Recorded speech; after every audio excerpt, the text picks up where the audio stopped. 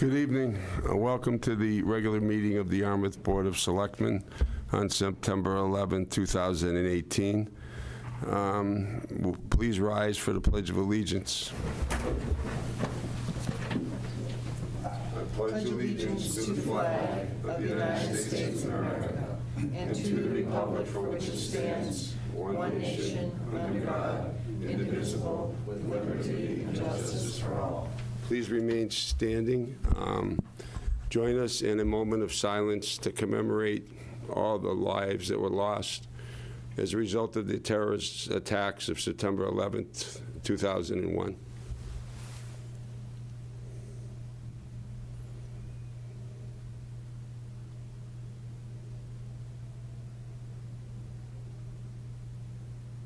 Thank you. Please be seated.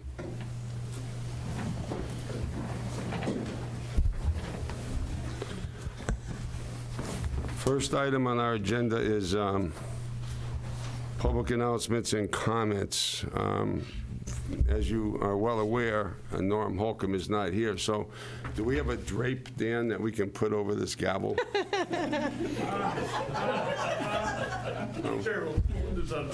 No. I figured it'll give It's going to be available at all Norm times. some entertainment when he comes back to watch the meeting. Okay, does anyone like to be heard?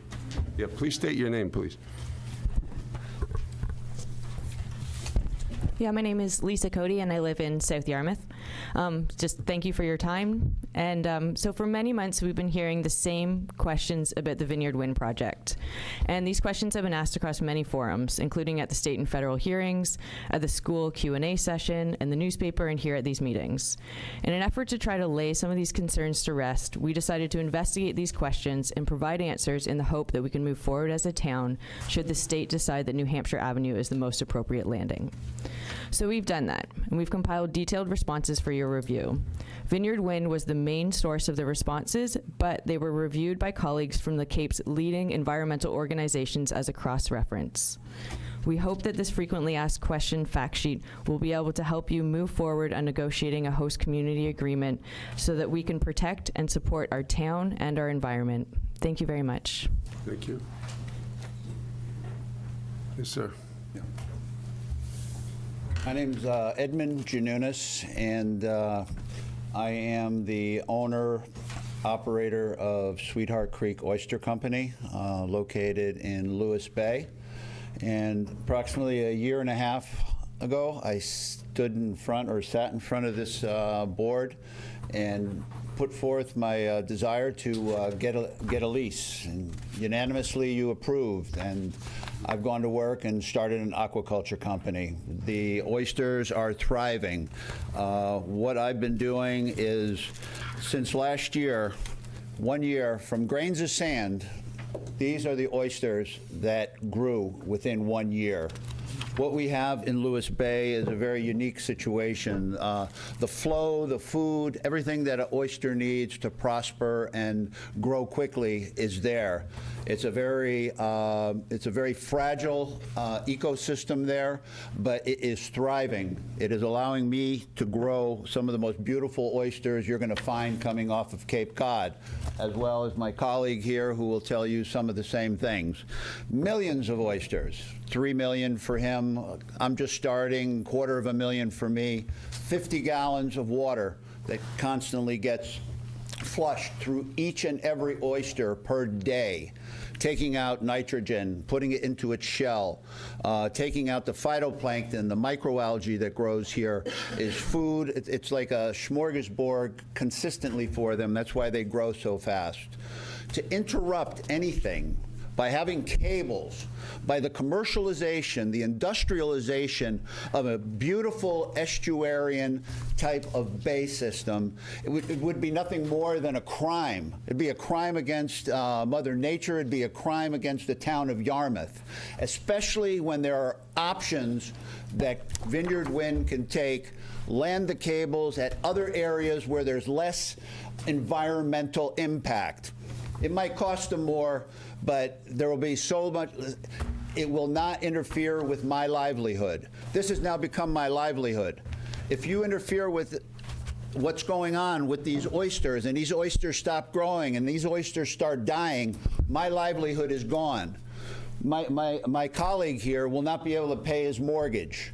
This is all about livelihood, and it would be a shame if we allowed it. I stand before you once again, not asking for the grant. I stand here to thank you for having given me the opportunity and the privilege to do this, and now I ask for your assistance in helping to stop the cables from coming into this beautiful estuary. And it is an estuary. It is fed by fresh water. Herring breed here. There's a herring run, horseshoe crabs, quahogs, residential, recreational shellfishing. It is a mecca. Why ruin something or potentially ruin something when there are other options? I thank you for the time. Thank you for indulging me, and God bless. Are those oysters alive? They are. You better get home quick. Would you care to see them? You better get home quick and eat them. Yeah, they'll go back in the water, and we'll get them another day. Thank you. Yes, sir. Mike Dunbar, owner-operator of Dunbar Aqua Farm.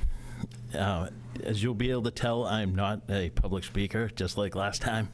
But I feel so strongly about this, just like Ed, that I make 95 to 100% of my income annually out of Lewis Bay, between my farm and I do have a commercial shellfish permit also. So again, if this is allowed and it goes through and things go horribly wrong, which there's no guarantees that they won't, we will have no income coming in, and this is our livelihoods. There's 20-odd commercial fishermen that also depend on this. It's going to be going right through the middle of the scallop grounds during scallop season. And all we keep getting told by Vineyard Wind is we'll make it right. I mean, they probably already know that there's going to be problems. I mean, this is just, like you said, it's a travesty. It's just, there's no reason when they can go outside in Covell's Beach into an area that's similar to other areas where they've already landed cables and not had problems, as opposed to inside the bay where the silt is going to be going around, smothering the shellfish and circling around and not able to leave, unlike an open area like Covell's Bay. Thank you. Thank you, sir. I'm Jerry Bedard, and some of you know I'm a member of the all-age friendly community team. I have nothing to do with oysters. What I'm going to talk about might be a savior to these gentlemen sometime in their life. I'm here to tell you about what is happening at the Senior Center Thursday at 1 o'clock in the afternoon. We are starting a sepsis awareness campaign.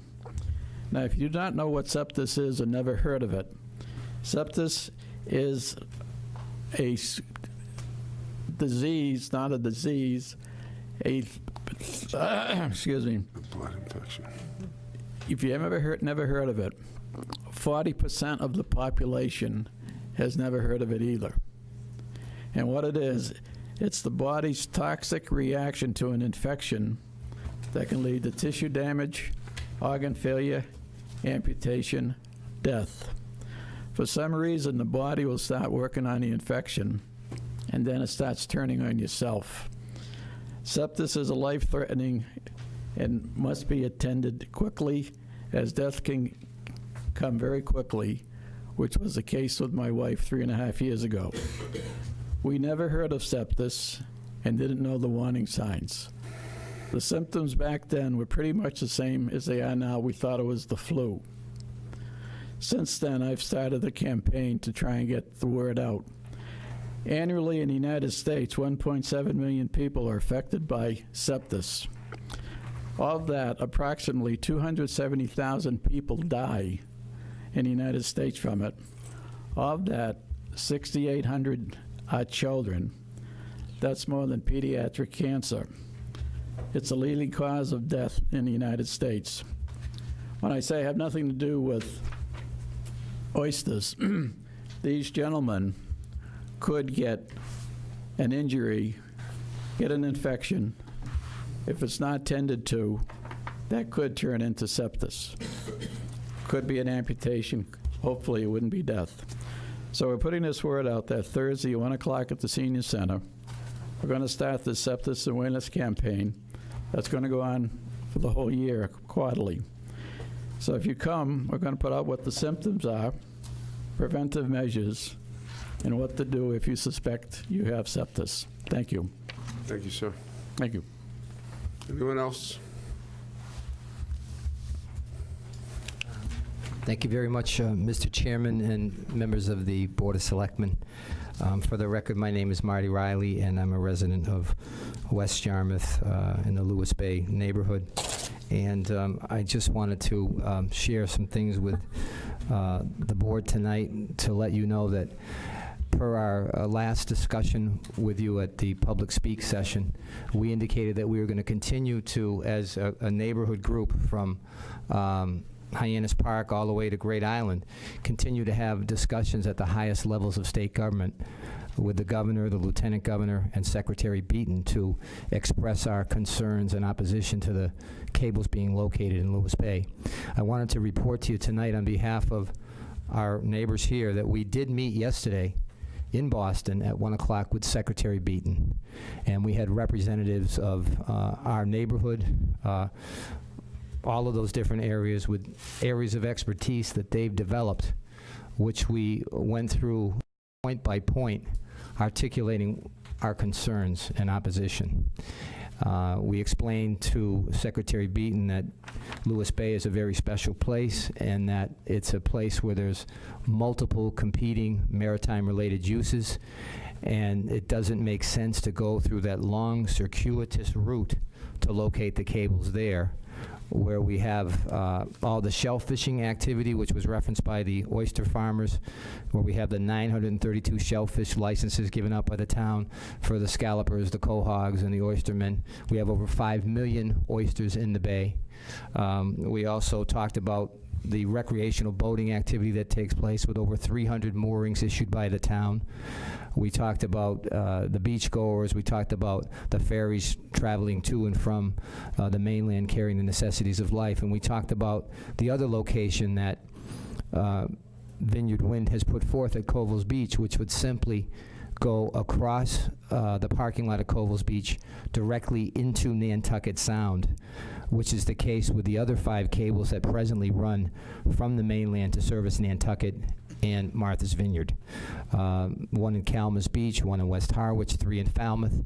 And we also talked about the fact that, and we shared with the Secretary and his top people, that the town of Barnstable, as I believe you know, has expressed a sentiment that they're willing to work with Vineyard Wind, that the proposal to go at Covell's Beach for Phase 1 and Phase 2 of the project can in fact work.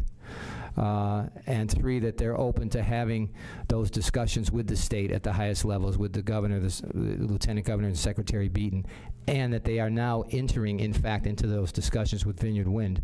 All point to the fact that we are making great progress in terms of the argument that the cables should be responsibly located at Covell's Beach instead of in Lewis Bay.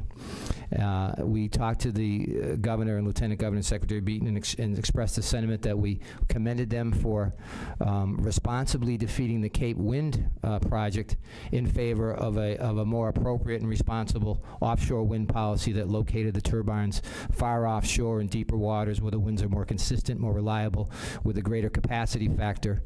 And we talked about the fact that the final piece of doing this right for Massachusetts is locating the cables in the right spot, consistent with the Mass Ocean Management Plan, which said you should avoid Lewis Bay. And so we just wanted to make you aware of the fact that we have had these meetings, and we're going to submit for the record a copy of a letter that we gave to Secretary Beaton and the different people from our neighborhood who did speak about all of those different concerns. And we respectfully ask that as we continue to make progress at the state level, that hopefully that you would allow the governor, lieutenant governor, and Secretary Beaton to hopefully reach a decision that would prevent this from happening at Lewis Bay and instead have it happen at Covell's Beach. as we know, that's where the decision's being made. So I hope that you don't prematurely enter into anything that would adversely affect the great progress that we're making in terms of shifting this location to Covell's Beach. So I thank you very much, and I just for the record want to submit this so that you're aware of all the people from our neighborhood who actually made presentations yesterday on all the various aspects of concerns that we had, from exposure of the cables and all the other items which I referenced. So thank you very much, and appreciate your consideration protecting the interest of the town and Lewis Bay going forward. Thank you. Thank you. Yes, sir. Oh, thank you. My name is Arthur Warren. I live at Two Shore Road. I'm here to talk about oysters, but for another reason. The oyster farmers are modest. I want to just, for the record, Mike, you've been in business for 17 years. This is not just a new business. Ed, you've been at it for a couple of years. They have hundreds of thousands of dollars invested. The issue is the silt from digging Vineyard Wind's proposed cable kills oysters. There's just no question. And we have no idea from an environmental standpoint what the damage could result from electromagnetic fields, which are generated all electricity through resistance cables, heat. Well, I learned that when I graduated from Dennis Yarmouth Regional High School back in 1967 in my physics class. You run electricity through copper wire, you get resistance. Resistance creates heat. You heat up the bottom of Lewis Bay. And sound. Electricity creates sound, and the decibel levels above 90 by European studies are considered a concern for migratory fish and our friends, the oysters. Number two, you're a selectman, you have to make a decision. You're our shepherds. We keep referring to Lewis Bay like it's a body of water. Vineyard Wind never tells you the truth. Lewis Bay has been designated an estuary. There are 89 estuaries in Massachusetts. It's a precious estuary because it's a blessing of this mix of fresh water from Mill Pond and other freshwater ponds and saltwater, creating this marvelous oyster growth, but it also gives us all the other advantages you've heard of: boating, fishing, migratory birds, aesthetics.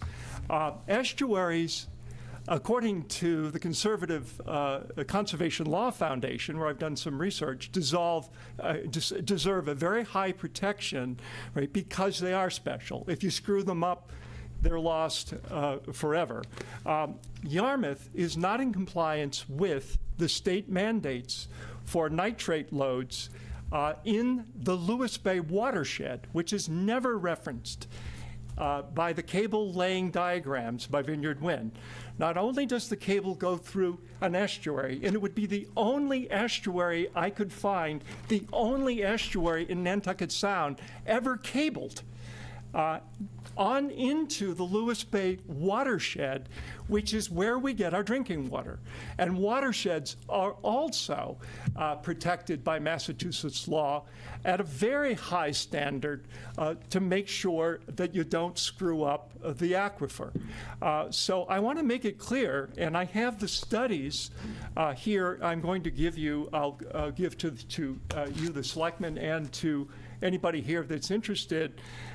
You are relying on a non-traditional technology to meet the nitrogen abatement standards while you're negotiating with two other towns for sewer systems, for water drainage and sewer to come into compliance, because oysters absorb nitrogen in their shells.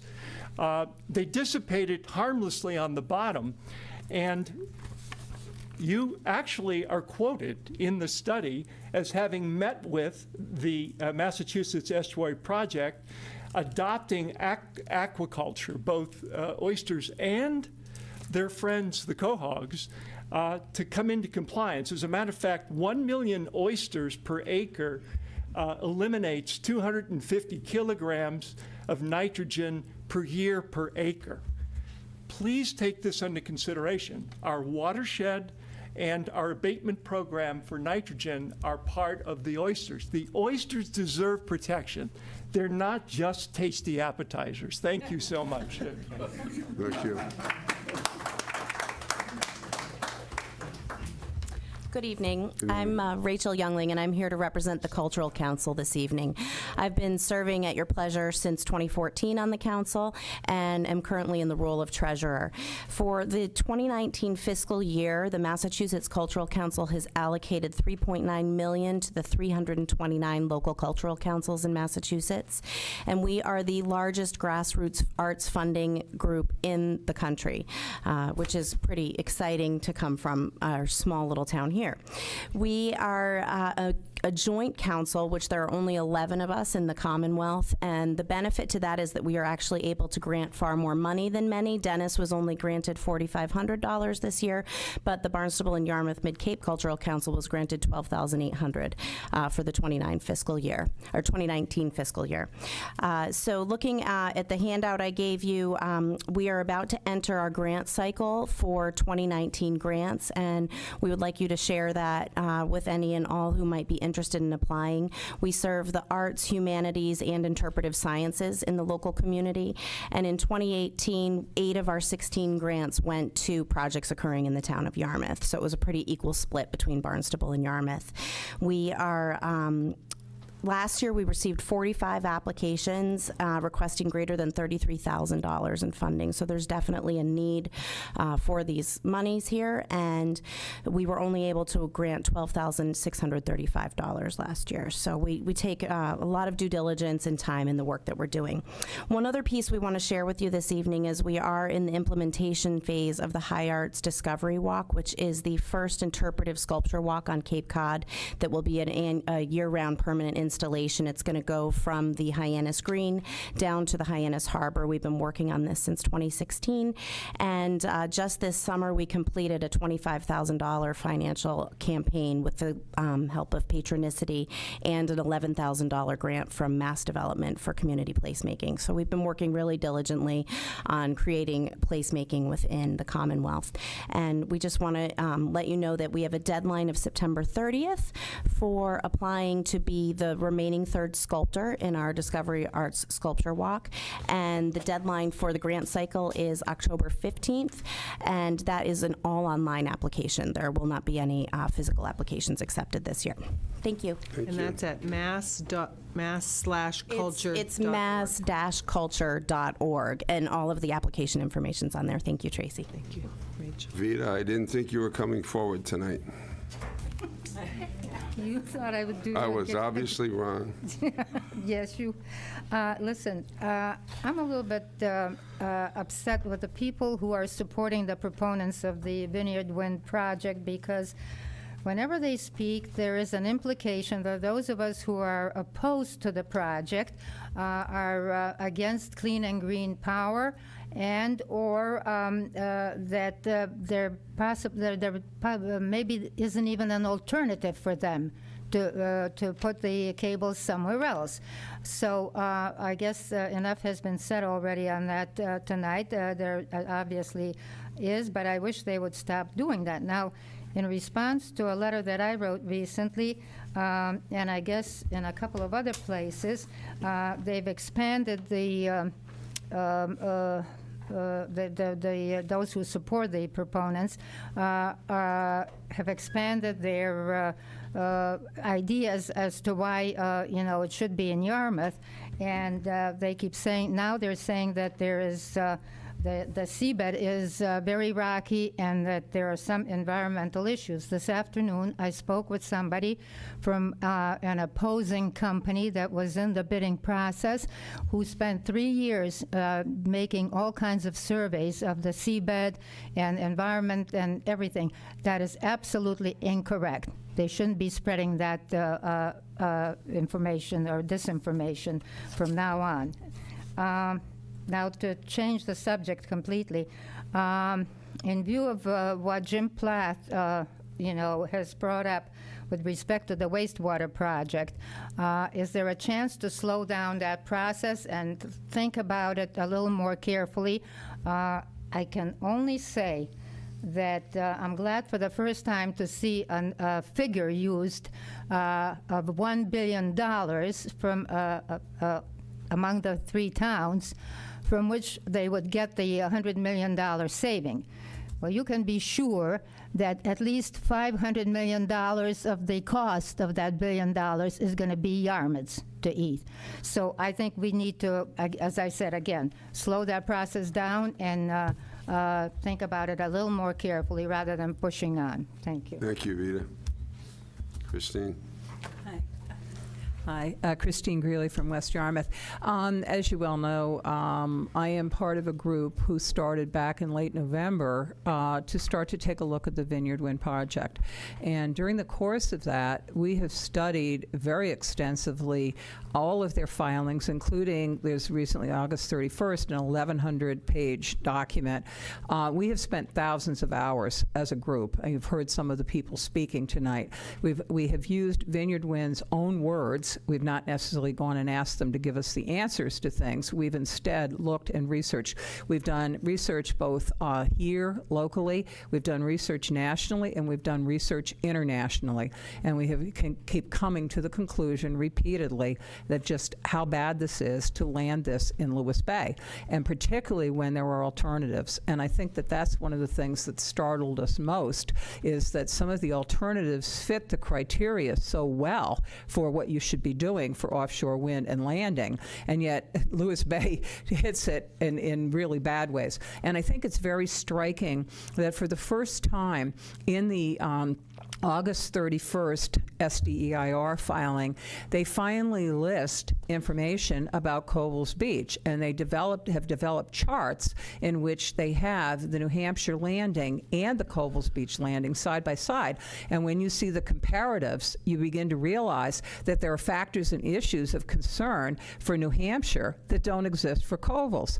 And what I did was, we've had, as I said, a team of people who are quite extraordinary and really have been decades and decades of service to this community in a variety of ways, who are multi-generational families here, and who've looked at the fact that this is a $1 billion kind of corporation who's throwing a few pennies out to this town with a potential that they really don't know, because it's the first landing of this type, what the consequences will be. So their statements of we'll mitigate it or we'll take care of it really don't hold much promise for us. And I'm submitting to you tonight, I had the pleasure of reading in Vineyard Wind's own words their various statements about the 2 landings now that they're compared. And what I did was I went out and took photographs to show you the comparatives and to use the statements that they themselves used within the report. And it's kind of interesting because they're suddenly throwing the 340 residents in a yet-to-be-completed apartment building that sits on a hill up over besides Independence Park up the hill from a 4-lane divided roadway as part of the reasons why it's too residential, as opposed to driving down on Berry Avenue when the houses, when they talk in their proposal of streets with 10 feet of gravel on the other sides of them and people losing their fences, their front yards, their mailboxes and everything while they're doing construction. So we've done some intense review and study, and as I said, I will forward this to your town administrator and hope that it will be shared. But I want you to know this is quite a team that has really attempted to be working on behalf of this town and its citizens, and the whole issue of both the water-based at Lewis Bay and the land-based issues. Thank you. Thank you.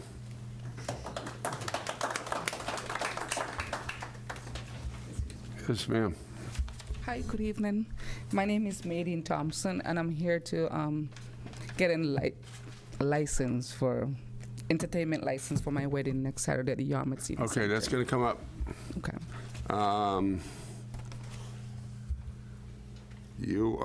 There's one other item after public comment, and then you. Anybody else looking to get married or get a entertainment license or anything? Yeah. Once is enough. Twice Anybody looking to get out of a marriage? Raise your hand, son. Okay, anyone else? Okay, Carl, do you want to come forward? I guess the next item is a recognition of Dana. I hope I pronounced the name right. Is it, I don't know if it's Passant or Passanti?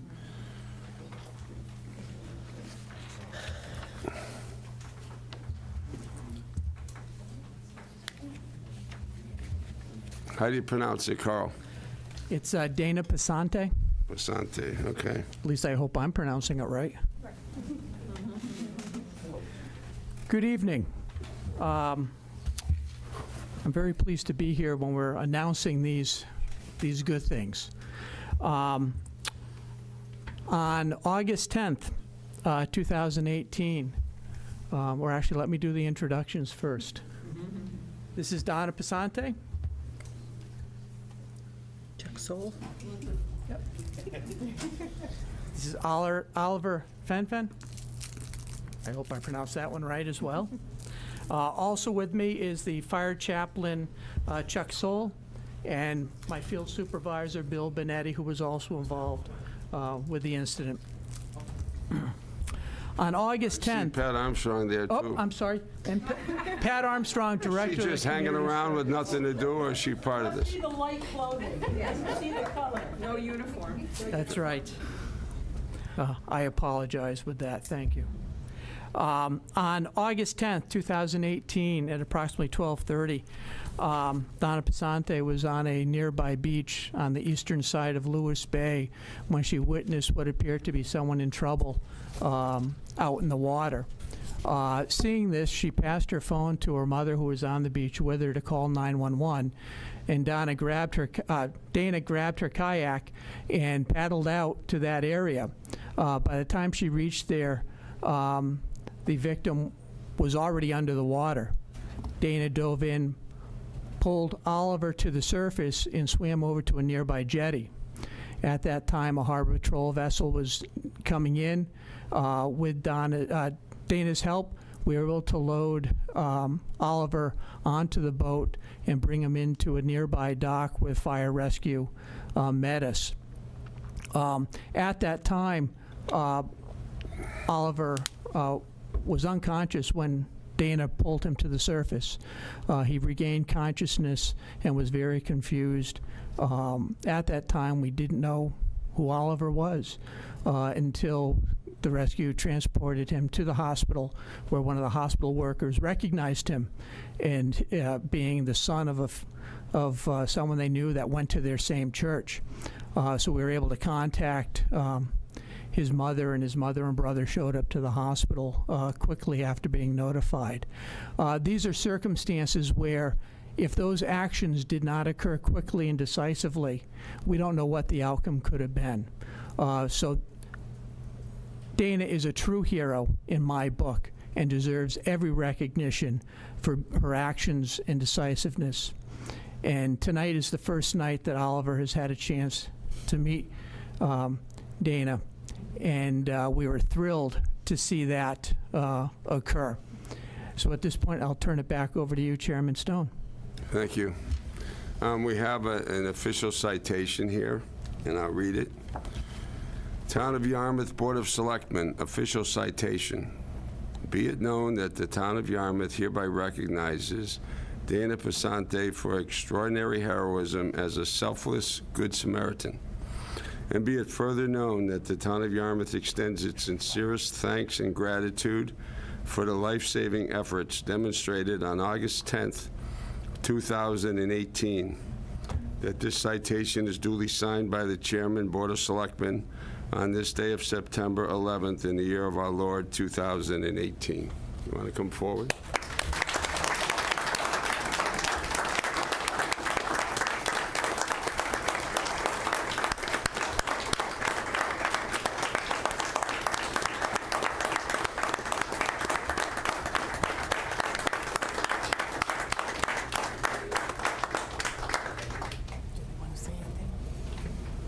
Does anyone else want to say anything about this?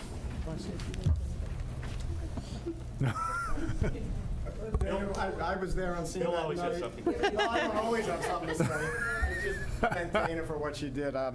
No doubt the circumstances would have been way, way different. And what she did was unbelievable. That paddle over there quickly enough, identify the problem, swim underwater, dive underwater to locate Oliver, pull him to the surface, pull him up onto a rock jetty. With just something you see in a movie. So without her, things would have been very, very different. So we all thank her again very, very much. Okay.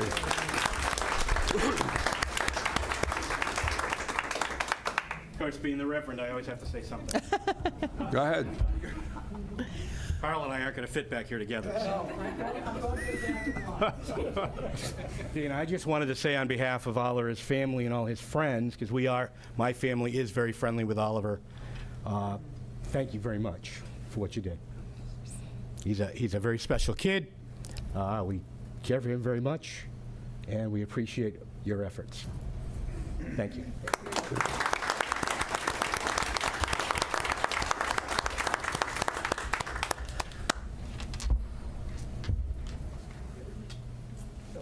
Thank you all very much. Oliver, I'm glad you're okay. Thank you, Dana.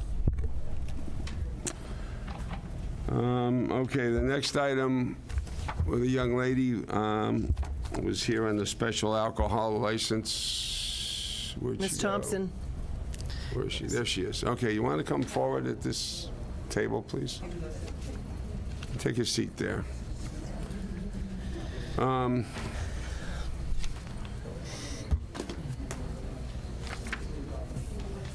This is a public hearing, so I have to read the legal notice into the record, and then after I do that, you can tell us what your event is going to be and so forth. Town of Yarmouth Board of Selectmen Special Alcohol and Entertainment License Hearing. The Yarmouth Board of Selectmen, acting as the local licensing authority, has received an application from Maydeen Thompson for special alcohol and entertainment licenses for a wedding reception at the Yarmouth Senior Center, 528 Forest Road, South Yarmouth, Mass. On Saturday, September 22nd, 2018, between the hours of 5 p.m. and 12 o'clock midnight. Entertainment will include a DJ, recorded music, amplification, and dancing.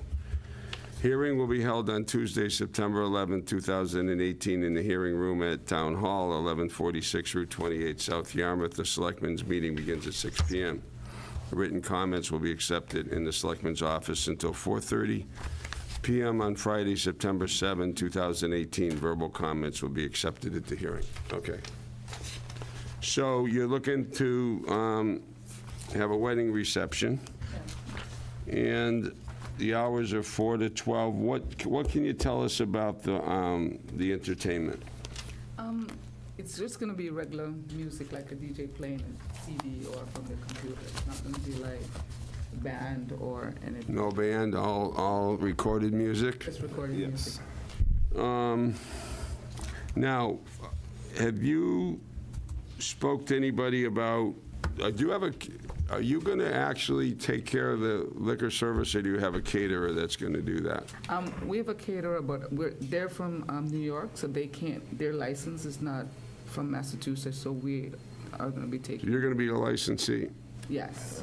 Have you spoke to anybody about what the requirements are to get a special liquor license? You have to buy the alcohol from a licensed wholesaler. You can't go into a package store and buy it. Do you understand that? Yes. Yeah, Has that all been explained to you? Upstairs. She said Okay. I have to buy, yeah. Is Linda back? Not yet. I know she said she Spoke wasn't to her going to be before back she before went, she yeah. went away. But you talked to her before she went out? Yeah. Is that the case with somebody providing it themselves, or are they allowed to do that? I thought. No, they have to. They can't. They only can buy it from a licensed wholesaler. And that's why we allow the extra time for the alcohol to be delivered, and it's after they're thought done, only the somebody alcohol's with- supposed to be taken back. Right, but I thought only somebody with a catering license was able to purchase from a wholesaler. No. Everybody has to do that, as far as I know. I think this is the first instance where we've had somebody that wasn't going to hire a caterer. Yeah, no, I think they can do it, but again, that's why I'm kind of cautioning her, because the requirements are pretty strict. The alcohol has to be stored on the premises. You can't move it off the site if you have extra alcohol when you're done. The wholesaler has to come back and get it and take it back. And So we can't just buy it and bring it ourselves. no, can't do that. I mean, this is done. Bay Farm does a lot of these types of weddings. In each one of those I cases. don't know if they've all had caterers, have they? Yeah. Huh? The ones I Have they? remember. had a license. I think there was a case last year when I first came here, there was a family doing their own wedding, because we went through this whole, they wanted extra time to make the Yeah, alcohol. yeah. No, I think they can do it, but again, you're going to have to, another contact person you can talk to if the license is granted is, who knows all about this, is Phil Magnuson. He's a police officer at the Yarmouth Police Station, but he's he's also an attorney. He's very, very versed in the liquor laws, and he can tell you exactly what you have to do. So the next question, though, is if that's the case, and you're serving it yourself, and you're No, taking, I don't think they're serving it. They have, I saw some, there's one serve safe. It's hers. yeah. Yeah, I have Is that yours? Yeah. Okay, who else is going to serve the alcohol? Good question. And this is serve safe. Is that the same as tips? Yeah, I think it's an approved program. So you can't be the bride and serve alcohol? That's true. That's true. You're going to have to get some serve-safe people to, I am getting a bartender from Wauquasit Inn, so I'm just waiting for the schedule okay. for them to set the schedule so I can schedule him. So he'll have to provide the tips certifications or serve-safe cards here. It's 200 guests. I mean, I know, it is a lot of people. So we want to make sure that the liquor laws are complied with. No minors get served, no people get served no past the kids point of intoxication. It's a no kids wedding. It's a no kids wedding, just family only, and they're only there for a certain time, because after the church, the kids go. Right, okay. You do have some things. The other thing is, Dan, and I just looked at it quickly, but I didn't see the town named as an additional insured on the liquor liability policy. That's not a big deal if, it says here, well, huh? You may have to, For the license. That's what they. you may just have to call the agent and tell them to issue the binder and just name the town of Yarmouth also as an insured. I did tell them that, so they said that's what they know. I didn't see it on that's here, it. but Well, it says Yarmouth Senior Center. that's just a place where they're having it, event location. Insurance with it. They have two locations, New Life Ministries in Hyannis, and the location 2 is the Yarmouth Senior Center. Yeah, we But- can take care of it. We can call it. Yeah, that's not the end, I mean, it's not a big deal. You just call them and they'll issue another certificate and they can send it into the town administrator's office. But let's break away for a moment and see if there's anyone from the public that wants to be heard on this. Okay. Yes. Are you for or against? Or I you? believe in love. Oh, oh, okay. I think you're in good shape on this one. We'll see. I'm Joyce Flynn. I have nothing to say about the paperwork because I'm sure that will all get dealt with about the liquor serving, and I have no idea about that. But just if anyone was concerned about noise levels with the music, I just wanted to emphasize that the Cape Light Compact has done a lot of insulation work at the senior center, so it shouldn't be a problem. And I wish Maydeen well. Thank you. See, I don't know how much of this is believing in love and how much is promoting the Cape Cod Compact, but Pat. Mr. Chairman, Pat Armstrong, Director of Community Services. I oversee the senior center. I'm in charge of that area. I know that there have been some other one-day liquor licenses that have happened there, and we've had those be in some other places. So let me offer you the opportunity to support you in this effort and get you the appropriate people that you need so that your wedding can go on, and that stress you don't have to carry yourself right now, okay? I will work with you personally. Okay, so Pat Armstrong, you want to write that name down? And what's your cell phone number, Pat? So she'll help you out as well. Is there anyone else that would like to be heard? Do we have a motion to close the public hearing? So moved. So moved. Second? Second. All right, all those in favor? Aye. Anyone opposed? Okay, do we have a motion to, Well, I think Yeah. we have some technicalities here we need to work out Sure. because, I mean, I'm all in favor of finding a way to try to help you make this happen, but I'm really concerned without having a caterer or a licensed person. and making sure that everybody who has service is tips trained. Leaving town property, you know, if somebody's been overserved, it's problematic, and we take the responsibility of issuing our licenses very seriously because we don't want anyone to get hurt. So I know that Pat will help you, but how do we craft a motion to be sure that all of these things, barring not requiring a caterer? We have, it's a licensed caterer, though. It's just You that have a he's from New caterer, but York. they're not handling the alcohol service. Right. Okay, so this bartender, you said, that person's a separate and apart from the caterer? Yes. Just going to handle the alcohol only? That's all he's handling. And he's at Waquasit? He works at Ukwasi. Okay. So he's tips. So how many people are going to be serving alcohol, other than the bride? We have the bartender, and then we're getting, I think they're getting 4, because the dining room captain is scheduling 4 waiters from there to. So I guess as long as we can verify that all of them are tips certified. Yeah, what you're going to have to do is get hold of this bartender and tell him that you need his tips card or whatever card he has. There's other programs that are approved as well. And anybody else that's serving alcohol, to get their cards. Okay. And get them to the town hall, like, right away, as soon as you can, okay? And the insurance. And then you're going to call the insurance guy and tell him to send over an amended certificate naming the town as an additional insured. It's not a big deal. That should be able to be done like nothing. And the actual alcohol, the custody of the alcohol from the beginning to end, I think that making sure that that plan is in place with the town as well, how you're going to get it to the site, how it's going to be removed from the site. We can't have alcohol being left there. Yeah. I would suggest you talk to Officer Magnuson, and I think he'll take you right through it A to Z in terms of what you have to do. You have to buy the alcohol from a licensed wholesaler. Okay. You can't walk into a package store and buy it. Okay.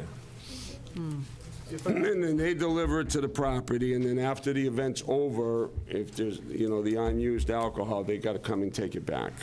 Mr. Chairman, in the back of the application packet are the licensing notes from the town as to how to get that done. I will make sure that gets explained again. Okay. Okay. And you can also, talk to our town administrator. Our licensing clerk is out on a medical leave currently, but he can direct you as well. Okay. And Between that and Pat. you don't have to do a whole bunch of things, but you do have to get these things lined up prior to the event. Okay. Okay, understood. And you have to be on time. Definitely. Her, he does. She doesn't have to be. She was here early. I know the drill. I have He 2 was here, but daughters. he didn't know he was supposed to come up here. She can be late. I'm You got to be definitely a half gonna hour early. I'll be early. She'll be late. All right. You want to make a motion with those conditions? So do we need to make them separate, the entertainment? Obviously, the entertainment has to be inside the building. Yeah. The sound has to stay inside the building. The doors have to be closed. Yes. By the way, you got any Motown music? Definitely. Definitely. It's all classics. I might be over. Okay. You're welcome. So I make a motion that we approve the application as presented with the following conditions: that they provide us a name of a distributor, a plan. I think a name of a distributor is okay, because I know that they will probably deliver and dispose of the alcohol. They need to list us as additionally insured, and they need to provide us tips training for anybody who services alcohol at all. And I'm not sure what the accurate number is for 200 people, but whoever is serving alcohol needs to be tip certified. Okay. All right. And the only thing I'd ask you is tips or its equivalent, because there are other approved programs. Tips or other approved programs. Alcohol service program, yes. Okay. Tips card or other approved alcohol service program. All right, so we have a motion. We have a second. Second. All right, motion and a second. Any further discussion? All those in favor say aye. Aye. Anyone opposed? So you just do those few things, you're all set. And I guess, Dan, for now, until Linda gets back, she'd be dealing with your office? Yep. Town Administrator's Office, okay? Appreciate it. Thank you. Thank you very much. Congratulations. I hope your day is wonderful. Thank you. Best wishes. That's the easy part. Should throw rice at him on the way out. All right, the next item, 645. Vineyard Wind Pre-Host Community Agreement. Who's going to start that off? You are. I am? Yes, you are. Okay. We met in executive session at 5 o'clock today relative to responding to a certain letter agreement that Vineyard Wind had proposed. The subject of that concerned Vineyard Wind paying certain sums of money to the town of Yarmouth relative to the project that they have under consideration. That letter, the restrictions that Vineyard Wind wanted to place on the use of those funds was not acceptable to the town, to the Board of Selectmen. We've authorized our town council and town administrator to make a counter offer to them and to ask for $50,000 for legal and scientific consultants to help the town determine whether a community host agreement would be deemed advisable and or to negotiate toward a community host agreement between Vineyard Wind and the town of Yarmouth. That's really all we have to say about it, and that's really all of the detail we wish to discuss at this point.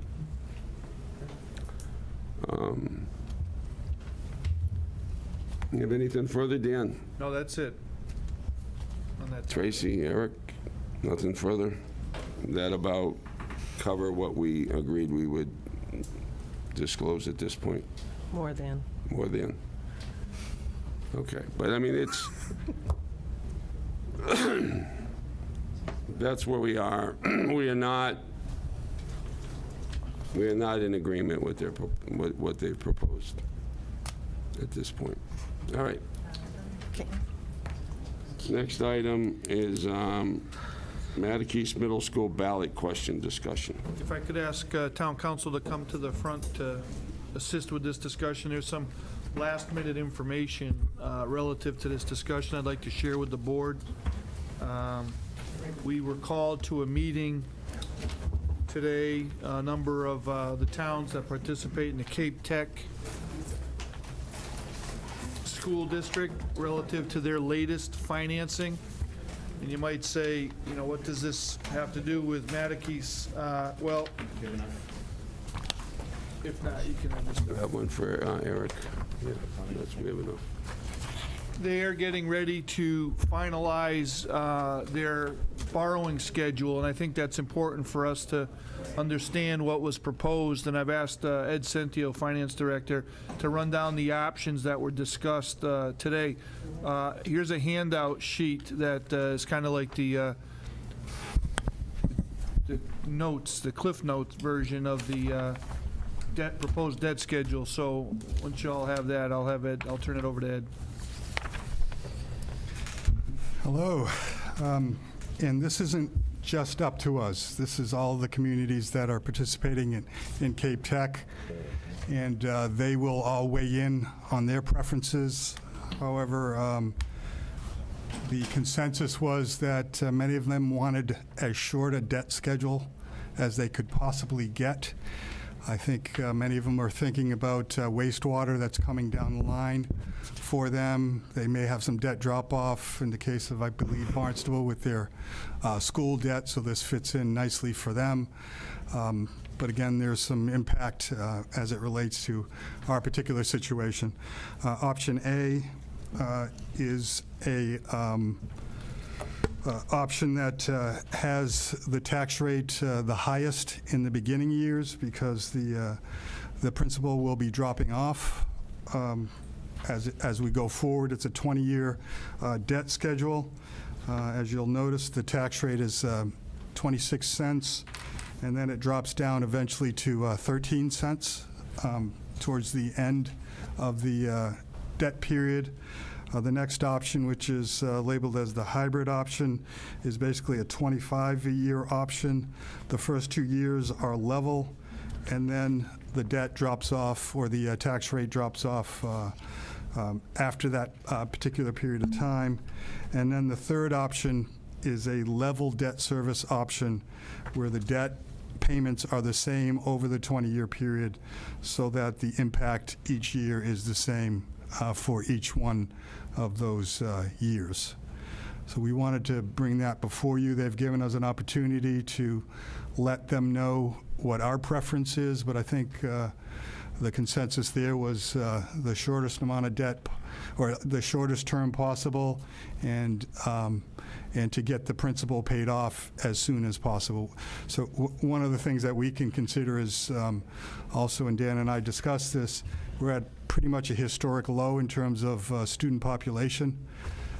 So one of the advantages of actually having the debt higher at the beginning is if our population actually returns to what might be historic norms or even goes up, then the later years when the debt is decreasing, we may have to pay a greater share, but the impact might be smaller. So, you know, those are some of the things to consider. The other things, if the middle school process passes and goes forward, that might be 2 years out, so that, you know, if it were a situation where the tax rate is dropping off and then we introduced debt for the middle school, that impact might be lower because of the decreasing tax rate in the future. But, you know, the tax rate is fairly high at the beginning for the 20-year with the declining principal option. So if you have any questions.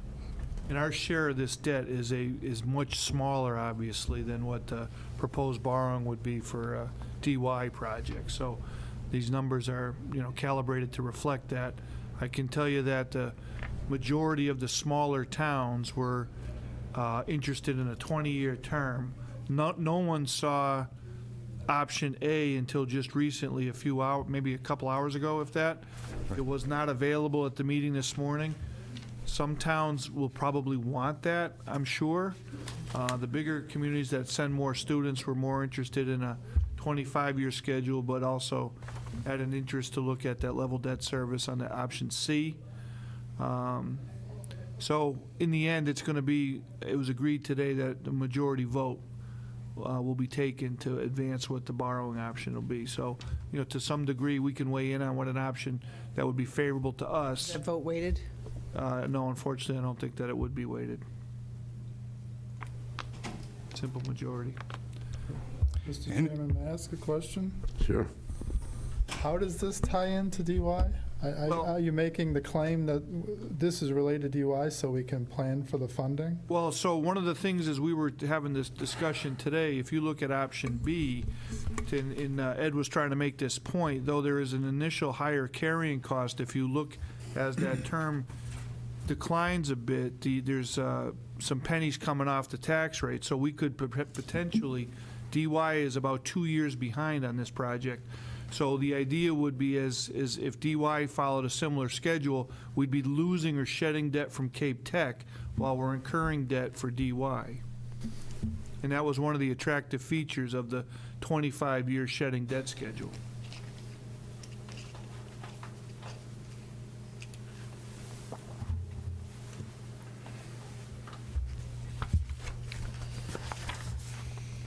when does this decision need to be made? Well, I think as it was explained earlier today, they're trying to get in position for, I don't have a document in front of me, but a September 25th school committee meeting.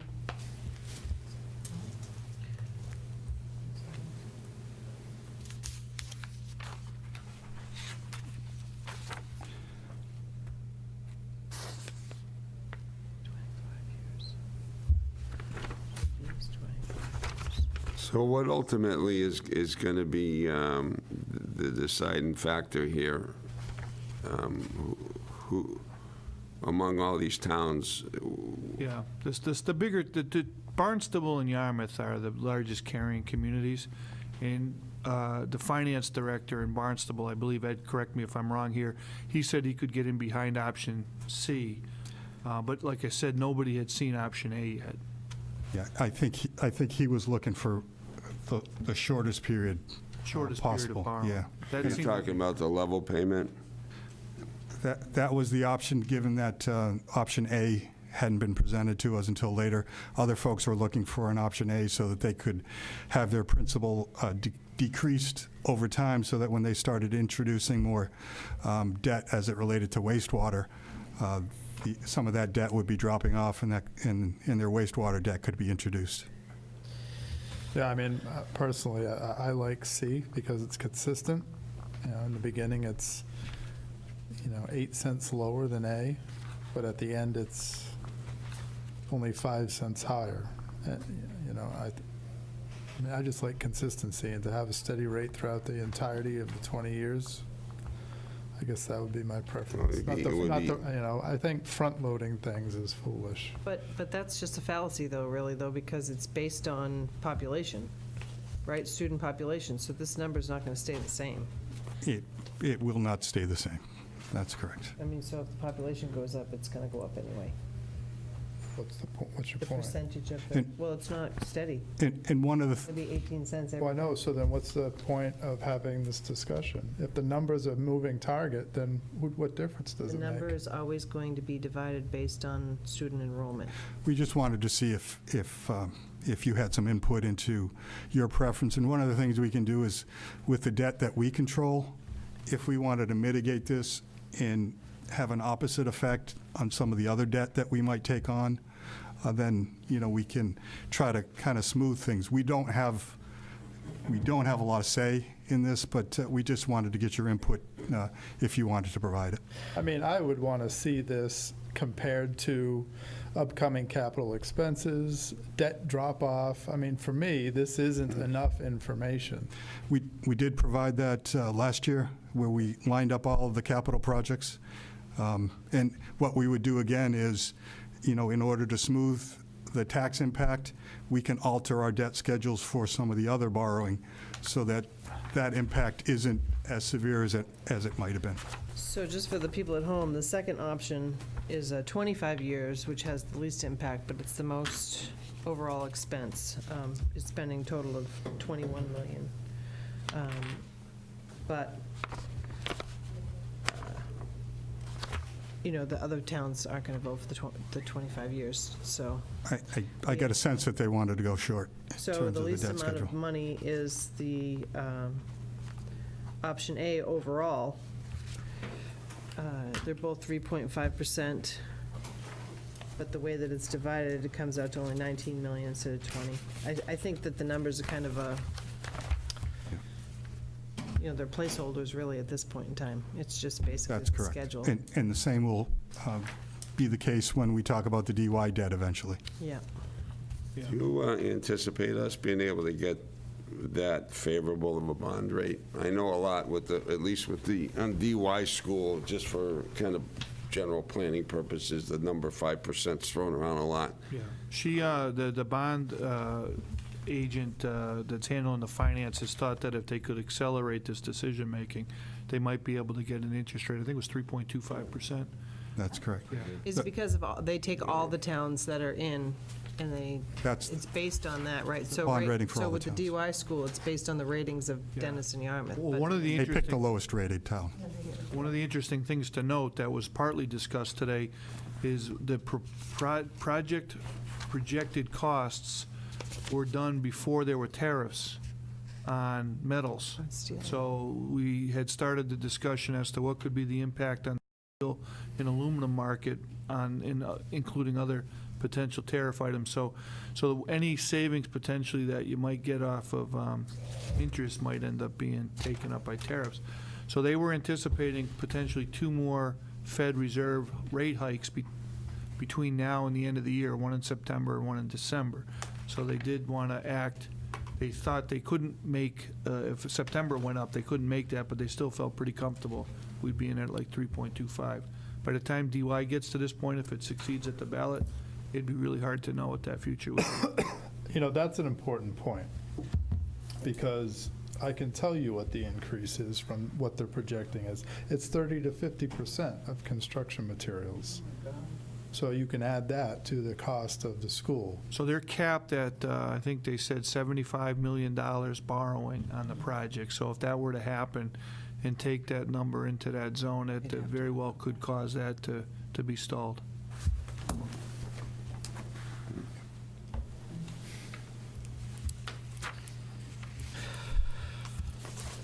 They do have a plan for cutbacks if the tariffs drive the price over the projected budget price. Ed, have you looked at this in terms of the overall long-term debt of the town, and in your mind kind of come up with what you feel would fit in to the balance of debt on the intermediate and long term? We have one of the lowest debt ratios of any town anywhere.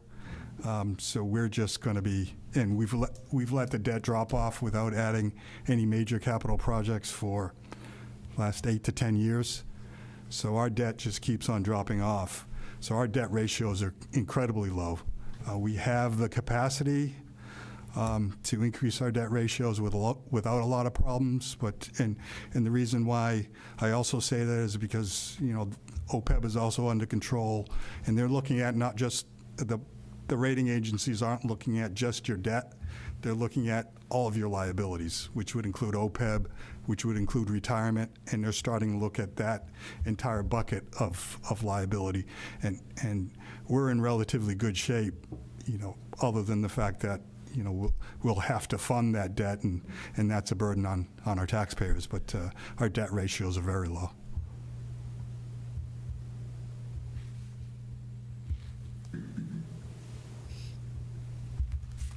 Are you asking us to make a decision? No, I think we got a sense that you're more interested in a 20-year schedule than a Short-term, I 25. think, yeah. Yeah, I would agree with that. I think 20 years, I'm with Eric. I think that's the time frame that we should be looking at. I think all things being the way they are, option C does look of the more attractive. Planning, it's consistent to that point. Yeah. All right. That's fine. That's exactly what I was looking to make sure that you knew what was in front of you before we had this conversation about DY. So, and it was brand Do new. you think most of the towns are looking at that? I mean, I know they didn't see option 1, but in the absence of option 1, were they looking at the level term? During the discussion, you know, again, sitting right next to the DY town accountant / finance director, obviously they're concerned about also taking on the debt from wastewater and some of the other things. So I don't know that all the other towns are facing the same challenges we are, but I think with the other debt, and we also talked about the fact that perhaps, you know, Dennis and Yarmouth can get together and as a block and say, hey, you know, DY, this is what we prefer for a debt schedule, for a debt term, because there are only 2 towns instead of the number of towns that are in here. And she was pretty amenable to it. Obviously, she has to talk with her boss and others, so it's not a done deal. But I think we'll work together to try to deal with that debt situation. And then depending on what happens with the DPW garage, that's something that we totally control, and some of the other things are things that we totally control. So once we know what this piece looks like, we can then project out what we would want to do to Selectman Tolley's point with all of our other debt, and we have more influence over that other debt than perhaps we might have here. I think option 1 is cheaper. Option A, from an interest rate total interest perspective is And cheaper. total, yes. well, if you do the average of the cents per year and the average tax over 20 years, it's less money than C. By how much? It's like $59 and, like 17 cents instead of 18 cents and $61. I mean, it's minuscule, but But as you'll notice, though, the rate really spikes in the beginning years. That's the But only thing I overall- don't like. I'm just one person, but, I think people, are comfortable with consistency, and, I really dislike the front-loading that happens when you get the interest rate spike in the beginning. But again, one of the benefits is if we can get that out of the way, we get that out of the way perhaps at a lower student population level than what might have been the norm, then it might be more, it may end up being more affordable than what might happen in the future. But we just don't know what the future's going to hold. personally I'd go with A only because it's a savings overall, but I think, hopefully we can see it in the whole picture of the debt drop-off and plan it with that first year that it goes up, that we have some to play with, and the other projects aren't on board yet. It's the storm we knew was coming, unfortunately, so.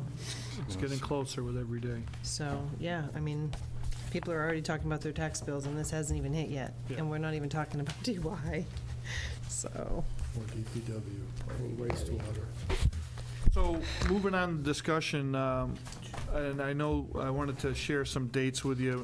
This was sent out from Phil Gaudette a while back. So the way we've got it planned on the futures agenda is that we would take the final vote if we were going to advance a local option ballot question for the debt exclusion at the same time as the December 4 election on October 16th. We'd introduce you to the language October 2nd, so you'd see it for the first time, the language for that. Hopefully by that time we'll have a better projected cost than what we're going off of now for DY, so if you wanted to add a dollar value to that question. But certainly by the 16th, we'll know, because the value estimations, I believe, are going to be given to us on the 2nd, at the meeting, maybe on the 3rd. October 3rd, I believe, is when we'll get the latest cost estimator's estimate on the project. So by the 16th, though, would be to give Phil enough time to get a ballot question together when we'd look to get a vote, based on his no less than 35 days before. So the 8 hours that they picked, 12 to 8, we're kind of bound by Yeah. for simplicity. I understand Yeah. that, And but. Phil made a comment on that, too. Yep, so, no, yeah. and I understand that. I think it's confusing otherwise. Yep. But seeing as the town is paying for the election, or we would be paying for the election. Suppose you're paying for it no matter what. Right. Yeah. Is there any way to get them to go longer, or that's set by statute? No, that's it, You can't- yeah. They can't go, if we're saying we're paying for it, they can't have the same 2 ballots for the whole length of the day. I'm just worried about the 12 hours being enough, the 8 hours 8 being hours. enough time to be able to. Yeah, they make the call. Oh, I understand that, but we don't necessarily have to put it on the same day. I think it's smart for us to do it, but I just want to make sure it's enough time that people can actually vote on the topic. We could do it like we did with Cape Tech, and we do it in spring election time. You've got time to put the ballot question out in front of people before the borrowing comes due. It just makes life on the administration side a lot easier if we know that the debt exclusion passed. I think anytime somebody's going in there and they're voting without it hitting their pocket, I think they need to understand for this action, this is the result. I think question. that's what happened before with the tech is, oh yeah, I want to pay for it, but nobody really knew what they were voting for. And even in May, they didn't know, because there was no dollar value associated with it. So that's just for So information. 8 hours gives Yeah. our residents enough time to actually have their voices heard the way that they need to on a project of this magnitude. So, council had advised away from the idea of a special town meeting due to the airing of potential opinions, as opposed to if we had some public forums. We could certainly reserve some dates on the calendar to have public forums, either at DY or here at the Council on Aging, to talk about the impact of the project and, jump in when you want, Jay, as it relates. You'd be more free to speak on an opinion as to that particular topic on the individual merits of the project in a forum like that. So will we actually get the update from the subcommittee at some point in time for us to be, I mean, we haven't, Right. the full board hasn't even been updated on No, that yet. understood. So we're waiting to have that October 3rd latest cost projection, and then we can put some dates on the calendar through the month of November in advance of the December 4th election to begin that process of educating the public as to what the ballot's all about and what the cost would be. What's the date that we're potentially meeting with Dennis to discuss the capital? Yeah, so they had responded that they would like a meeting. They did not offer a date, so if we could get a date, some range of dates, I could certainly go back and execute that as quickly as possible for them. There is a planned joint board meeting, FinCom meeting like we've had in the past in, I think it's either late October, early November, but we would prefer to have this board-on-board meeting in September, I think, before too much time goes beyond. I think they mentioned, too, in that letter that they wanted to do it at Station Ave. Yeah, that's good neutral territory. So I can get some test ranges. I know the 18th is not a meeting night for us, and see what their appetite is to meet on that day or some other day between now and the end of the month. And I can send that out, and we can do a kind of a see who's available type of idea and try to set something up. And there were a number of questions that were raised, I think a bunch by Norm, on advocacy and what position you could take. And Dan put out some general responses to those questions, and then I kind of responded also into that same dialogue on the actions that you can take while not running afoul of the campaign finance and election laws in terms of use of your resources. You're certainly free to take a position if you so desire on anything along these lines.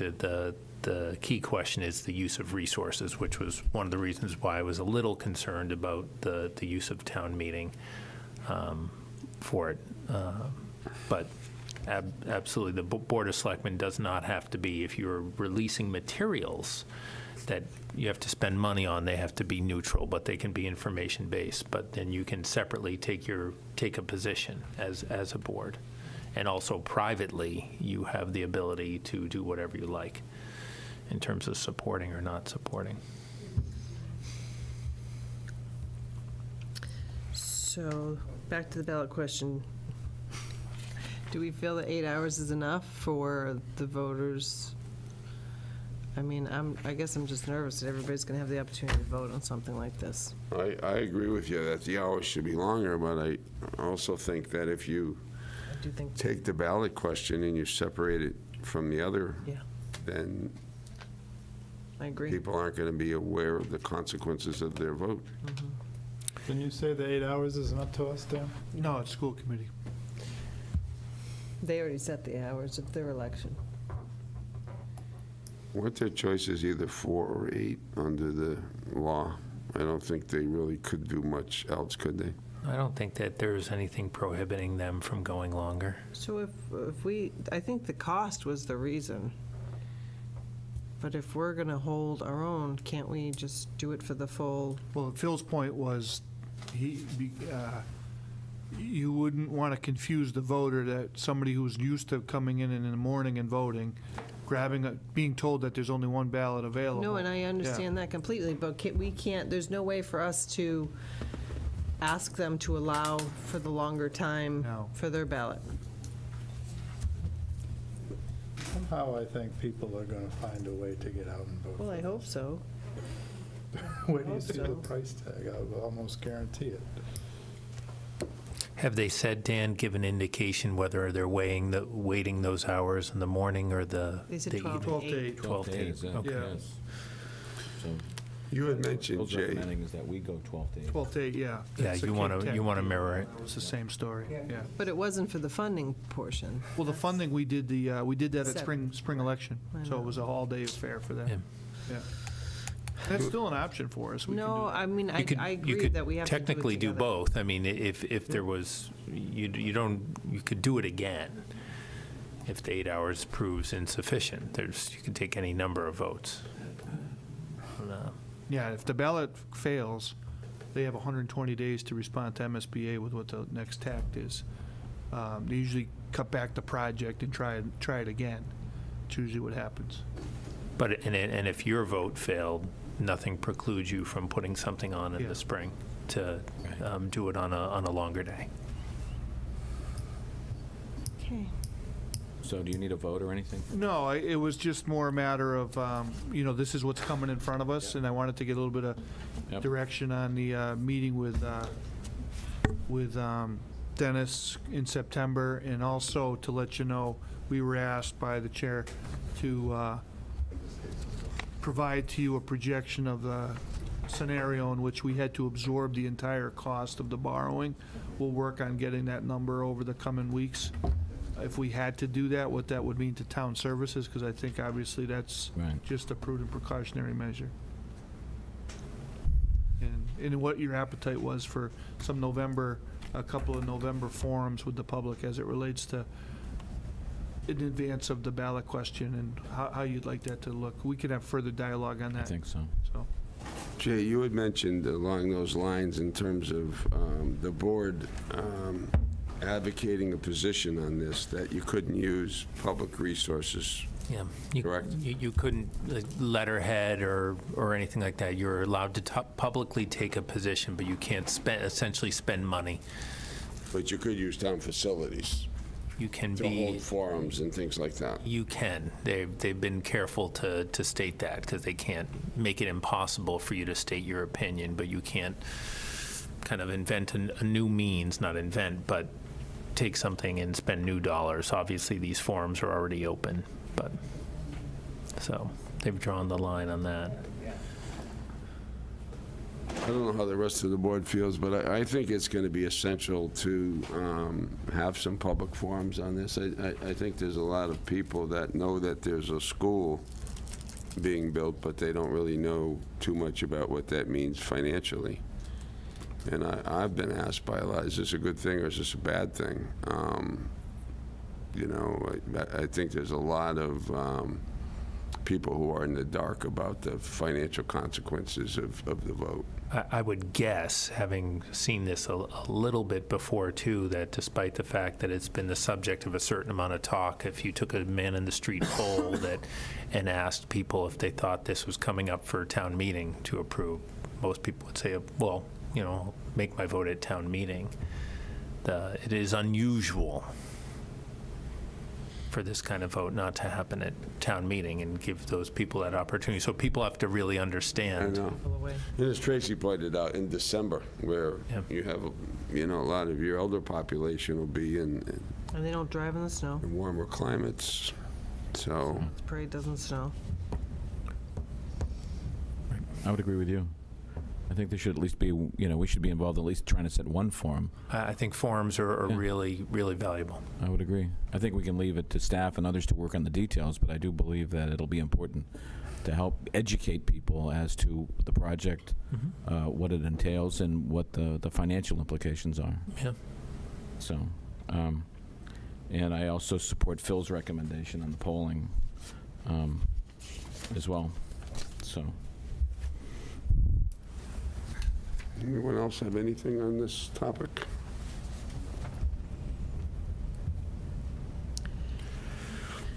Okay, should we proceed then to board and committee actions? No, Selectmen budget policy vote. We didn't do that. So we presented that at the last meeting. There was that only one change about putting $1 million proposed from free cash into stabilization. We'll have a ratings call soon. And we're at about, I think Ed had indicated about $3.1 million in general stabilization. This would put us up over $4 million, be in a pretty good position for the ratings call. And then if you can take a vote tonight to authorize the policy, then I can start the gears in motion to get the departments with their instructions for the budget. I move to authorize the policy. Second. All right, I have a motion and a second. Any further discussion? Hold on, I just want to see Yes. where we ended up with the school budget. Up to, okay. Yeah, up to pretty 2.5 for DY and Cape Tech, within Yeah. the limits of 2.5. One of the things to think about, though, the policy in the past is kind of, it hasn't been in that document in writing, but the student shift, we've been carrying the cost of that. If we know that we're going to be responsible for the student shift, that's obviously very helpful for planning purposes. I'm going to assume you don't have to amend it, but we can go on the presumption that we'll carry the student shift again. We'll be fine with that. We pretty much always done that in the past. Understood, right. Okay, motion is second. All those in favor? Aye. Aye. Anyone opposed? No. Okay, so that passes unanimously. Great, thank you. Board and committee actions. Mark? Okay.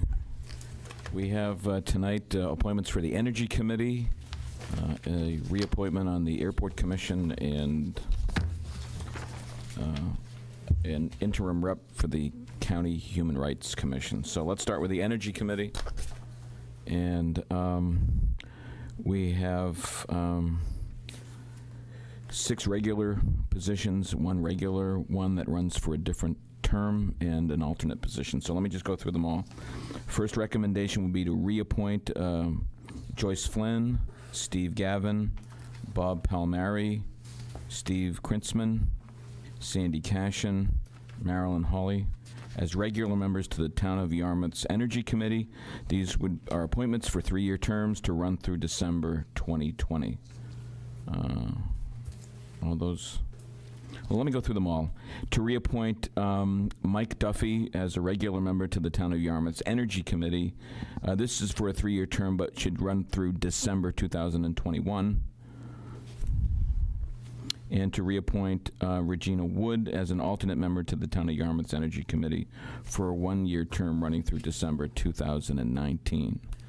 So those are the recommendations. I'd welcome a motion. Can I just ask why we have a whole committee on here at one time? I think the way this committee has worked is I think the appointments have all sort of come together at once in terms of the expiration timeframe. Is that correct, Joyce? That should never happen, though, the No, way that... there's a reason we stagger terms. Right. This should never happen. Joyce is going to enlighten us. They're supposed to be staggered. We had Steve Gavin, our vice chair, checking that everyone was current. We did a whole job description thing about 6 months ago to kind of allocate responsibilities. And he was startled to find that the town records don't even agree with the town records. Like the town administrator's office and the town clerk's are inconsistent, and it seems like some recent renewals haven't lodged bureaucratically. So Steve and I got in touch with Mark and asked him to remedy this, because otherwise when we sit before you October 2nd, we'll be a dark money outside group reporting on the activities of Energy Committee. So 6 members all It expire at the same It wasn't time. our doing. Thank you, Joyce. Yeah, something happened there, because that's typically not it. The fact that they all expire in December, you have 6 people expiring at one time still. No, I would agree. I would agree. This is something that I inherited, so I'm sort of. That's it. Yeah, we could. We'll fix more of it in 2020. We could actually. I've said I'm not blaming this on the Board of Selectmen. I mean, one of the things that we could do is we could literally bring this up at our next meeting with staggered terms and literally just do that. So let's. My recommendation would be, I think the point's well taken. This is something that, is sort of thrown at me. Obviously, there's some inconsistency in our record keeping. This, by the way, isn't the first place where we have inconsistency in our record keeping. So what I would recommend is that we just table this, if that's okay with the group. We'll just table this, bear with us, and we'll bring this back with staggered terms.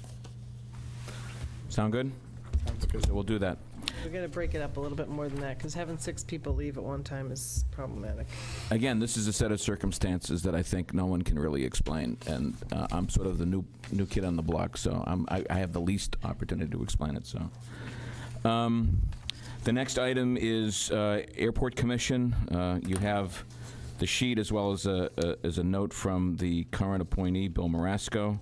So I'm recommending that we reappoint Bill Marasco as the Town of Yarmouth's representative to the Barnstable County Municipal Airport Commission. This is a term that would run through June 2021. He has an alternate as well, doesn't he? Mike, are you the alternate? No, he doesn't have an alternate. He was the alternate. And then when Bob Howard left. Is that what happened? I think so. So perhaps I have no problem with this, but based on the fact that he's there 3/4 of the meeting, I think, perhaps we could ask for an alternate I position. don't think that's a bad idea to get an alternate. So that way we make sure we have somebody there representing us at all times. He can work Sure. with the alternate to. Well, I would recommend that we appoint him, and then we search for an alternate as well. Yeah. And post that, get that advertised out, put that on our list of vacancies. I'll make that motion. Second. All those in favor? Aye. Aye. Motion carries, thank you. And the final one is that there has been a vacancy on the Barnstable County Human Rights Commission now for several months. Bob Isidore from Yarmouthport was on it for quite some time, and I get regular emails from the county prodding me to find someone to serve on this.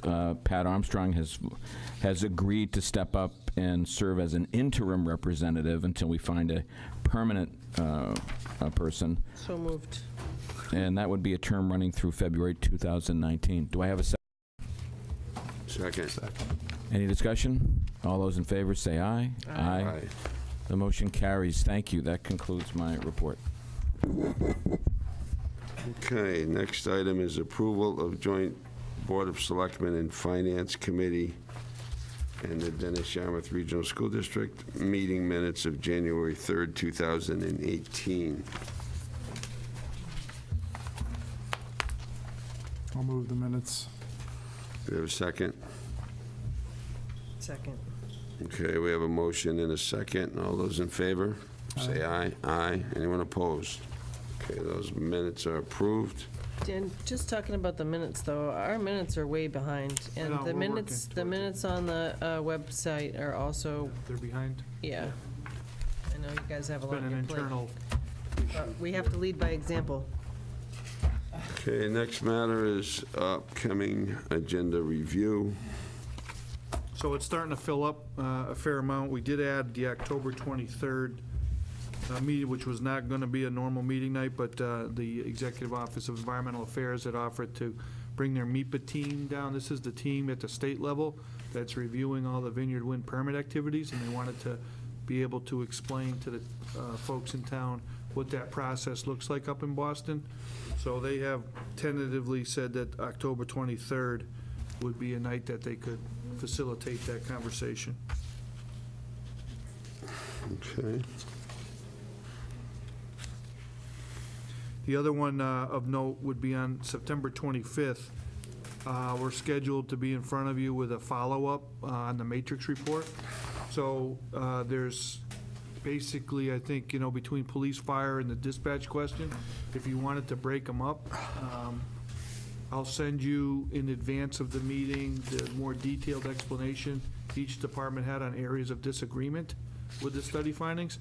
But it might be in the benefit of keeping a meeting to finish before midnight. Maybe if we break them up, have police one meeting, fire, and then we can talk about the dispatch at another time. That's far enough down the horizon that I don't feel a sense of urgency so much on that as I do with having you in front of the chiefs sooner rather than later, while the report's still pretty warm. So if you want to go that way, that's fine. We can make that happen. I think we should break them up personally. I think otherwise it'd be a very, very long night. I think those discussions are going to probably take some time. Okay. I don't know how everyone else feels about that.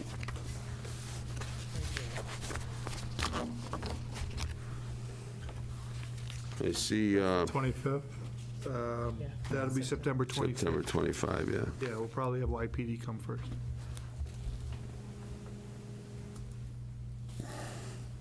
Are there any that can be pushed? I mean, there's nothing on in November.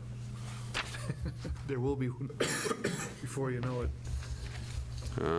Some of those are time sensitive. The one that might slip out of there is the recycle fee hearing, although there is a certain amount, if we're going to make a move on recycling, it would want to be done well in advance of the end of the year. So I'll know more from Jeff Colby on Monday, probably, as it relates to that topic. Were you thinking in terms of public forums of doing it on our regular meeting nights or at some other time? On the Because if they're on the regular school? meeting nights on the school, yeah, we obviously have some dates in November. Yeah, it can, I think that to facilitate everybody's schedule, I know a lot of people are into a lot of different things. It might be easier to have a portion of each, 2 meetings in November dedicated to that topic.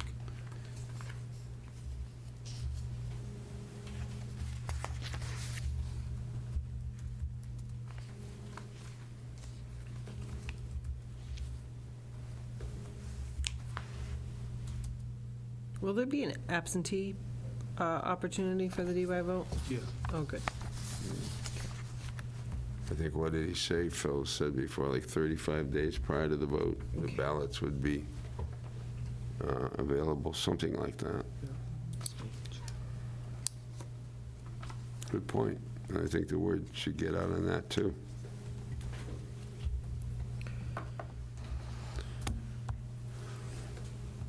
Anybody have any other comments on, No, but based on The the agenda? schedule, I think we need to be flexible in terms of Dennis.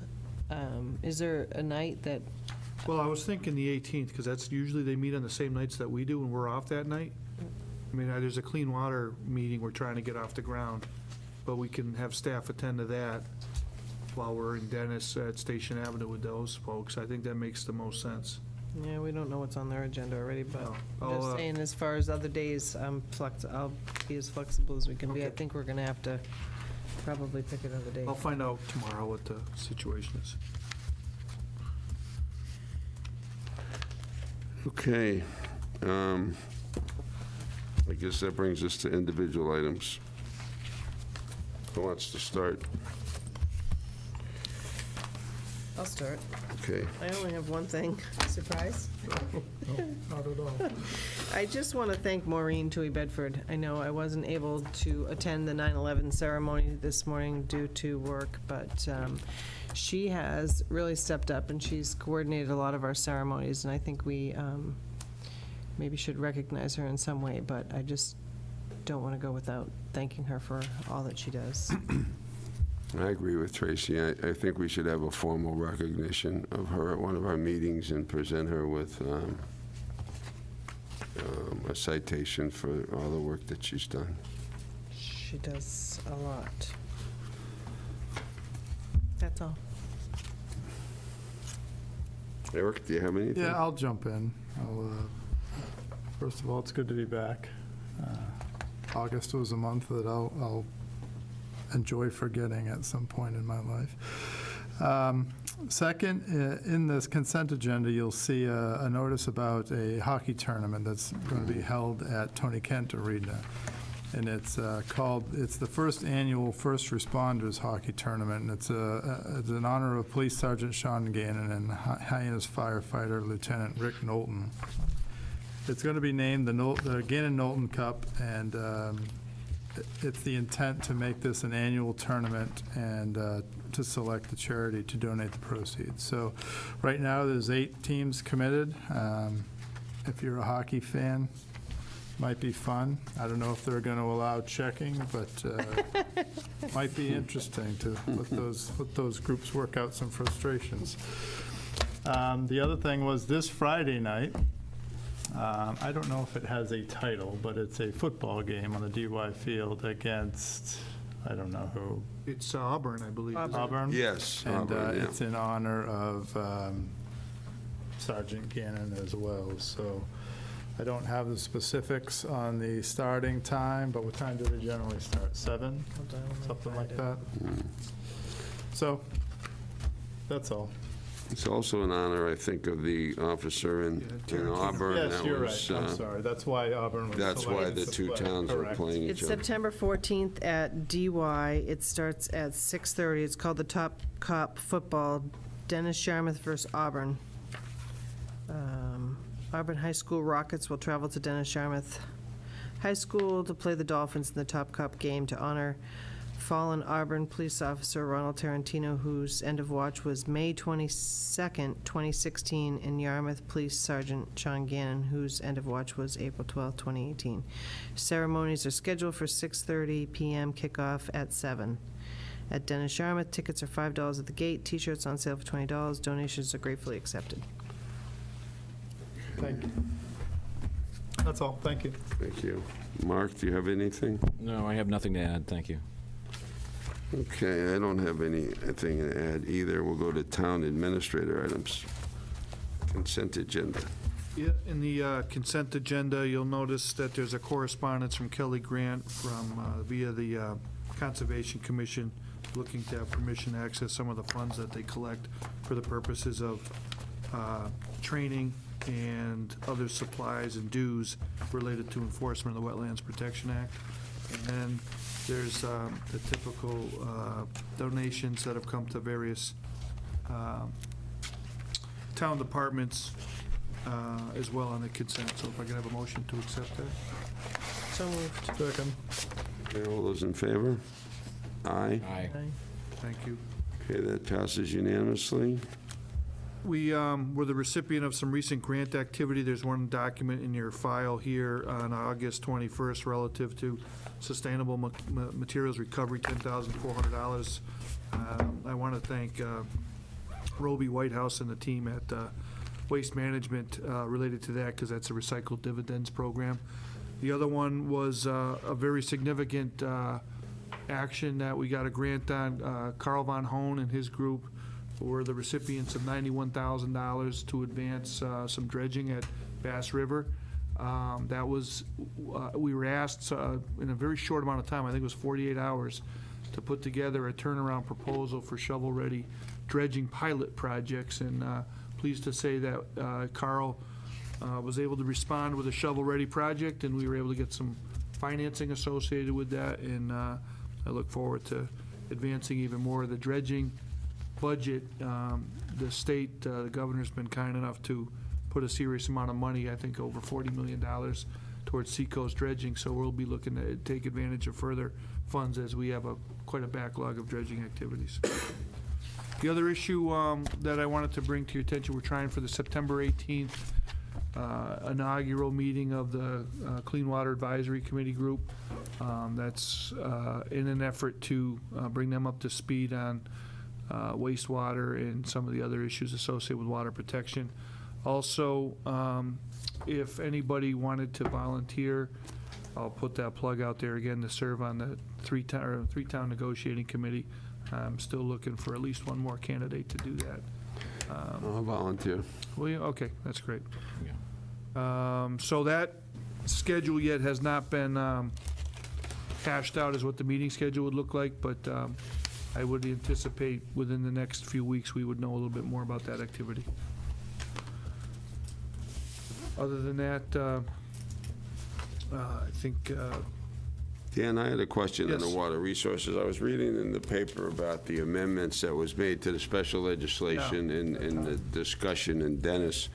When can we get our a copy of what that special legislation So is? tonight I was told Dennis Board is supposed to be taking a vote on it. So as soon as that comes over, I'll get it, maybe as soon as by tomorrow, to whatever they voted on, to you by email within a day or two. Yeah.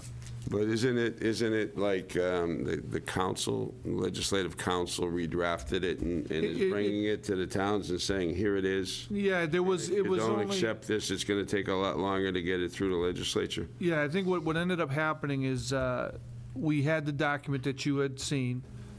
We had a couple of minor language edits. Subsequent to that, Dennis and Harwich went at it again with another view. John Giorgio, their counsel, offered up some additional amendments. They went back and forth with House of Representatives legal counsel. I think in the end version that Dennis is voting on tonight should be really generic. The idea was save those fine details for the agreement committee such that you don't tangle up some of the things they were concerned about in the special legislation, because if you ever have to change it, it's a minor act of Congress to change anything. The area of most significance was related to borrowing authority and what that process looked like. That's what the newspaper articles addressed, and apparently it sounded like Dennis had some issues with letting it be up to the commission to borrow without town approval. Right, so there was that. There was a compromise offered of like $10 million. Any borrowing above $10 million would go to town meeting for as a potential remedy to that solution. And in the end, I'm not sure what's in front of Dennis tonight, but it was emphasized to all the parties to remember to not put language in there that would cause you sometime in the future to have to undo it, because it'd be very difficult. Why wouldn't you want to save that for the three-town agreement that will run the operation? So I think that was the provision that will prevail, but I didn't want to bring it forward to us until they resolve their issues, so we get one last chance at taking a look at it. So is it your understanding that if Dennis just accepted the special legislation as it was, that the three towns could still place those kind of limitations on borrowing? It didn't necessarily have to be in the special legislation. Right. It would be all predicated on the agreement, and there was, part of those agreement meetings would be related to what would the fine details look like on a facility like this. And after the initial borrowing to build the facility, after that, there's very little borrowing that would ever need to be done outside of an expansion or capital improvement or technology upgrade. So usually, once you build the plant, it's good for 20 or better years. So I think it was part of getting everybody comfortable who hadn't seen as much detail on the topic with what borrowing like a plant like that would look like. I would like to see at some point town council come in and kind of brief us on the issue as to the limitations and the relationship between the special legislation and the agreement in terms of what the scope would be, whether they can be in conflict or not, and so forth. My understanding in the language that was drafted, the agreement must be consistent with the Mass General laws that govern the legislation. There is a model draft agreement that has been a starting point for discussion. I'll be able to get that to you relatively soon so you can begin taking a look at it. But that was one of the stickling points, that whatever goes in the agreement cannot contradict or be contrary to the general laws that govern the special act. But we'll put that on the schedule. Yeah, that's an important... And interestingly, in the special act, Chairman Holcomb had done some additional research on that. And special act that creates water and sewer entities allows those entities to have their own borrowing authority, so that the public, because these are for the public good, can get accomplished without getting tangled up in a more cumbersome venue like town meeting. I just have one thing I want to say before we end the meeting. I just wanted to take a moment to thank Dan. I forgot, I'm sorry, but August 31st was Overdose Awareness Day in Massachusetts, and Dan, upon request of a friend and a citizen who had lost her child, put purple lights and lit up the town hall and the Yarmouth Police Department purple, so people remember the overdose situation that we have, and I just want to thank you for taking the time to do that. I want to. Dick Court was made it happen. He went out and bought every purple light bulb at Home Depot, and we'll display them through the month of September. And we did get a lot of great feedback from folks in the community recognizing that. So thanks for bringing that to my attention too. Appreciate it. Okay.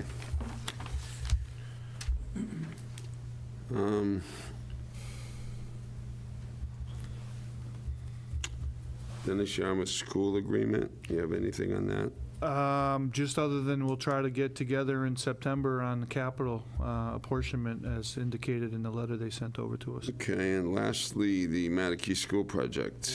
More on, we have a meeting tomorrow night with the building committee, but the big one is, I think it's like October 3rd for the, when the final project estimate will be out.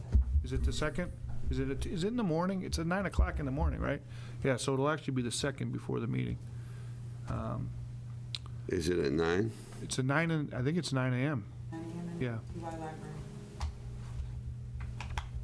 Okay. Does anyone have anything else? I'll move to adjourn. Second. All those in favor? Aye. Aye. Anyone opposed? Okay, so it's about 8 minutes of 8, and we're projected to adjourn at 8.